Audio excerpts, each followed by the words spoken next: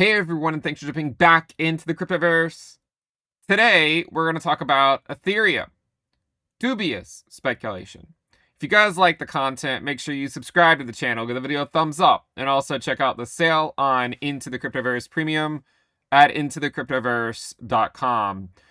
We've been following Ethereum's move for a really long time, and so far, things seem to continue to play out in what seems like the most likely way, right? And one of the things that we've talked about was that Bitcoin would likely head to its bull market support band after Ethereum puts in new all-time highs. Well, Bitcoin is nearly there, right? It's nearly there. It's not quite there yet, but it's gotten really close to its 20-week SMA and 21-week EMA. And you can see that Ethereum, of course, has put in all-time highs. This has been a really interesting month because one of the things I suggested would likely happen was that Bitcoin would fall to its 20-week SMA, but only after Ethereum put in new all-time highs. And it felt like that was not actually going to happen just about a week or two ago. If you guys remember, August 20th, it looked kind of bleak for a brief period of time that Ethereum could actually put in an all-time high in August before getting a correction. Now, what I want to talk about now is what I think is going to be the general path for a few weeks, okay? Now, at the end of the day, price action could be interpreted as a random walk akin to geometric Brownian motion. So the idea that I can predict the path is somewhat ludicrous, but just in just sort of continuing the thought process that we've had, I just want to continue on and see if the lucky streak can continue here. So basically, the forecast that we've had for a while was that Ethereum would not go to all-time highs until after it first went home. And just to clarify to newer people to the channel, home meant the regression band, right? The regression band that it spent most of the cycle avoiding. But the reason it was unable to break through 4K previously was because it had not gone to its regression band, and that was what it needed in to ultimately sail to new all-time highs. And that's actually how things played out, right? Ethereum went home in April. It then rallied up to 4K. I said what I would like to see is for Ethereum to sweep the highs before a September drop. Sweep the highs before a September drop. Looks like that could very well play out. Now, listen, there's always going to be a chance that I'm wrong and it does not pull back in September. But I want to talk about what I think is going to happen. And just so you know, there is still a chance that Ethereum has another move left in it before it gets that pullback. And I'll show you at least a little bit of evidence for that. No guarantees, and it's not something you should trade at this point, in my opinion. I think the bulk of this move, this impulsive move, is over. You might see it go back up one more time, but I think you're going to get a down period here in September, and then probably see it go back up a little bit after that. That's how I'm thinking that this is going to play out. Now, the thing that we need to first talk about is on the daily time frame, Ethereum is seeing a lot of divergences with higher highs in price, but like lower highs in the strength that it's actually showing. And so what that implies to me is that it needs to cool off in the September and potentially through October timeframe, right? So what I want to say, there is still a chance that the divergence continues, but I wouldn't like, it's not something you should be like really hoping for at this point. If you look at the RSI of Ethereum, you can pretty clearly see it's been putting in lower highs here for a little while it's been putting in higher highs on price. So it just seems like it's a matter of time before this, it comes home to roost. And I think that's going to happen in September. But one thing to consider is there are examples where you get sort of like a triple divergence at the very end of a move. Right now, what you'll notice with Ethereum is you have a high and then a sweep of the high. And this sweep was the all-time high that we set. And there's plenty of examples where that's all you get, where you have a high and then you get a sweep of a high before a larger retracement to the 21-week EMA.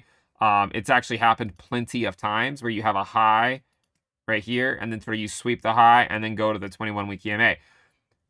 There is some precedent for like a triple divergence as the RSI goes down, but the price goes up. A great example of that would be 2020, that also happened in August. And you should note that the final high occurred on September 1st, and that was a lower high for Bitcoin, right? So Bitcoin was not putting in a new a new local high then. Bitcoin, if you overlay Bitcoin USD onto this chart from 2020, one of the things you'll notice is that Bitcoin actually put in a lower high while Ethereum was putting in higher highs. And then Ethereum corrected to the 21-week EMA, and that happened by late September. So I'll tell you what I think is going to happen. I think that nailing down the exact path is impossible. But with that said, I think there's a really, really high chance that Ethereum finds itself at its 21-week EMA in about a month. If you look at 2021, you can see that Ethereum also had a correction in late September to the 21-week EMA, and then that ultimately set up a final rally into the market cycle top. If you look at 2017, you'll see that Ethereum had a drop a little bit below the 21-week EMA, and that drop started at the very beginning of September. So there still does exist a chance that Ethereum gets one more divergence higher on a Bitcoin lower high.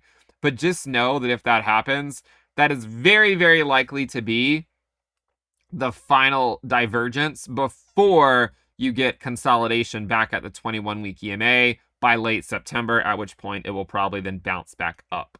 Okay? And it might even correspond to like sweeping the low that we had here in early August.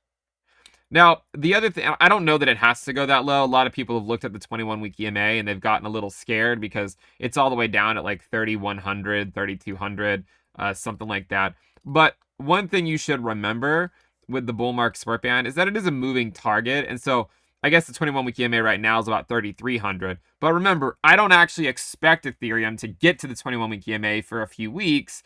And so by the time it gets there, the 21-week EMA for Ethereum could actually be, mid to high 3K range. Like it could be 3,400, 3,500, potentially, 3,700, depending on how long it takes to get there. So the way I think this is going to play out for Ethereum, it's had one hell of a rally, right? Like, let's not discount the rally that it's already had. One hell of a rally, and we knew that was going to happen after it went home. But we've also said for a long time that the first run of the highs will likely be rejected, okay? And so I don't want to lose sight of that idea that we talked about back over here. Back when Ethereum was like 3,400, we said, look, what we want to see is we want to see a run to all-time highs so that the pullback from the highs can correspond to that seasonal September drop. And so I feel like it's going to play out in a very interesting way where it plays out almost exactly how we could have hoped for. Rally into a new all-time high in August, get the pullback in September, and there is still an off chance Ethereum puts a slightly higher high in very early September. Like it did happen in 2017 and it also happened in 2020. So I don't want you to think that that's impossible. But the argument though is that whether Ethereum puts in a slightly new higher high or not, it's likely going to get rejected at these levels before, somewhere up here, before returning to the 21-week EMA and then bouncing back up, right? That is the path I think that it's going to take. And one of the reasons for that is because I also think that the ETH Bitcoin valuation is going to cool off a little bit in September, October. This has also been a really nice move by the ETH Bitcoin valuation, but I think that you're going to see a macro higher low form on the ETH Bitcoin valuation probably by like late October. So it could look something like this, maybe even goes up a little bit more, but I think you're probably going to see it come back down here by late October, and then try to go up again, potentially as high as 0.053. So that's what I'm watching for. That's the most likely outcome in my mind. I know a lot of people might not like that, but remember, it's important to remain objective. And we've been bullish on Ethereum since it went home in April. But to stay true to myself and what I've said, I've always said Ethereum goes home, then it rallies to all-time highs, but the first attempt to break all-time highs will likely get rejected by late August, potentially as late as early September.